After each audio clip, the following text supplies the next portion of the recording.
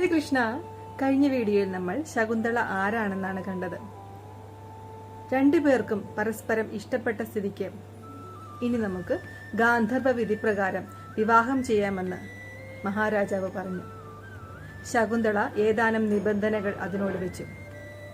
തനിക്കുണ്ടാകുന്ന പുത്രനായിരിക്കണം അങ്ങയുടെ അടുത്ത രാജ്യാവകാശി. താൻ അവിവാഹിതയായ ഒരു സ്ത്രീയല്ല എന്ന് ലോകസമക്ഷം ഇതിനോട് എനിക്ക് തെളിയിക്കാനും സാധിക്കും. രാജാവ് ആ നിബന്ധനകൾ സ്വീകരിച്ചു. അവർ തമ്മിൽ ഗാന്ധർവ വിധി പ്രകാരം വിവാഹം നടന്നു. അതിനുശേഷം മഹാരാജാവ് ഏതാനും ദിവസങ്ങൾ കഴിഞ്ഞ് ഞാൻ വന്ന് നിന്നെ വിധിപൂർവം രാജകൊട്ടാരത്തിലേക്ക് കൂട്ടിക്കൊണ്ടു പോകാമെന്ന് വാക്ക് കൊടുത്തതിന് ശേഷം അവിടെ നിന്നും പോയി. കുറച്ച് ദിവസങ്ങൾ കഴിഞ്ഞപ്പോൾ കണ്വ മഹർഷി ആശ്രമത്തിൽ തിരിച്ചെത്തി. നടന്ന കാര്യങ്ങളെല്ലാം അദ്ദേഹം തന്റെ ദിവ്യദൃഷ്ടിയിൽ ഗ്രഹിച്ചു.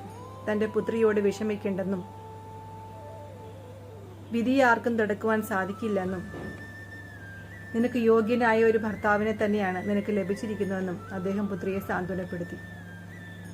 അതിനുശേഷം ഭർത്താവിന്റെ വരവും കാത്ത് ശകുന്തള അവിടെ കാത്തിരുന്നു. അവൾ ഗർഭിണിയുമായി തീർന്നു. പിന്നീട് എന്ത് സംഭവിച്ചെന്ന് നമുക്ക് നാളെ കാണാം. അപ്പോൾ എല്ലാവർക്കും ഹരേ കൃഷ്ണ.